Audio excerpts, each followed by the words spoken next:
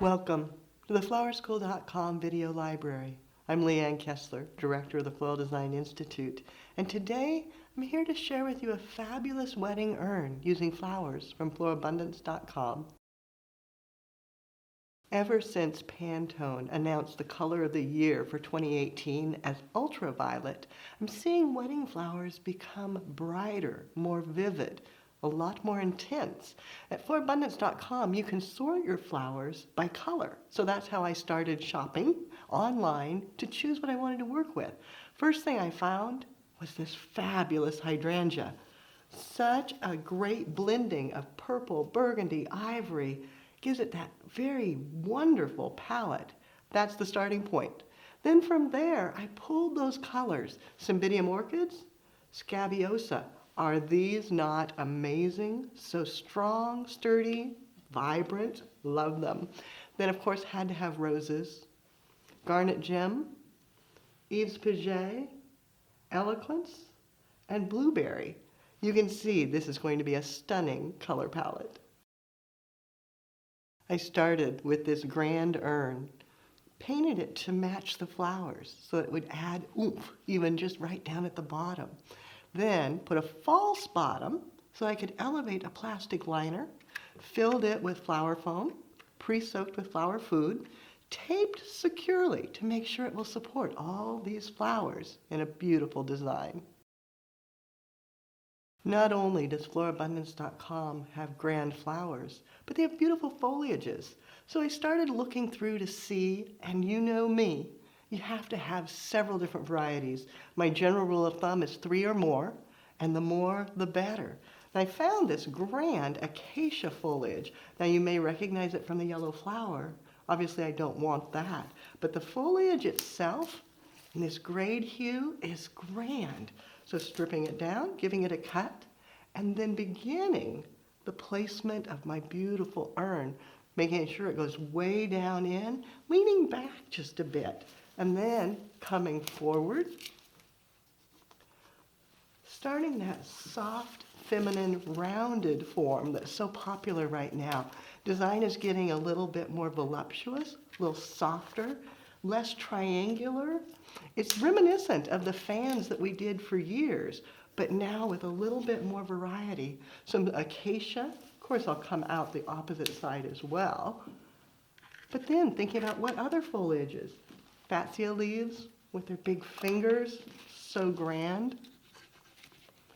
Terracing them a bit so that they draw the eye into the arrangement. A bit of Italian ruscus, another nice draping foliage, and the dark green with the silver green, grand together. Bringing some up towards the center, angling it into the binding point, and aspidistra, another large leaf, draping outward, and then filling in, making sure I cover the back, and randomly throughout, all to the central binding point. As you finish the foliage, look for balance. You want it to be symmetrical, filling in as need be. Maybe another piece of the acacia coming up tall here, filling in this area, and then turning it, making sure you have depth from front to back, that you've concealed your back mechanics, and then back to the side, depth showing there, and then back around to the front so that you can see the beautiful arrangement. Then establishing the line. I'm going to use the Cymbidium. Isn't this fabulous? It'll be a great line flower. Coming right up through the center, giving it a cut, and then placing it in a little bit off center. You don't want it perfectly straight. You want it to go off to the side just a bit, nestling it down, and then finishing that line by bringing in the hydrangea down to the base. Hydrangea are super, super thirsty flowers. Think about hydrangea, hydra, hydrate. You've got to think about water with them. And they last so well if they are turgid and hydrated. So I've already processed them with Quick Dip, and they are set to go. But then when I go to put them in the foam, I do one more step using alum the pickling spice, and dipping them directly into the alum. So you'd give it a cut,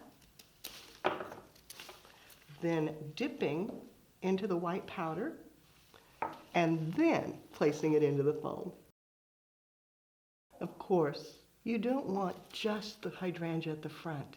You want to add depth. So bringing in more, giving it a cut, dipping, and then pulling it towards the back, deeply into the foam, and then enhancing with roses, starting with the blueberry, bringing some up towards the line, and then some down. Bring your eye into the accent area, or the emphasis, the focal point, finding a hole, and then coming back with the other varieties. The garnet gem is so gorgeous. Filling that in, getting the other color going, and eloquence, the soft lavender. And then repeat your placement, some in the center, some to the right, and some to the left to fill in the design.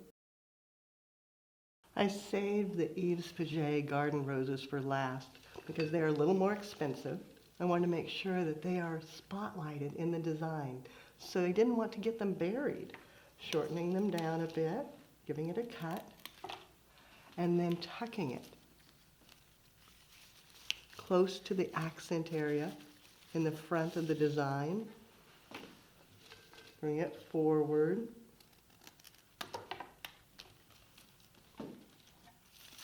Adding drama. And then as I add the roses, I also add the scabiosa, because even the buds add a whole different dimension to the design, softening it, letting it look a little wilder, a little more garden-like, bringing some to each side and up through the center. From the start of the fabulous hydrangea to the finished garden urn, you can see it still follows the elements and principles. It has that soft, rounded form, the line, a focal emphasis. There's plenty of depth stretching front to back. The sides are filled in. The back, it is a one-sided design, but it's finished. You don't see any of the mechanics.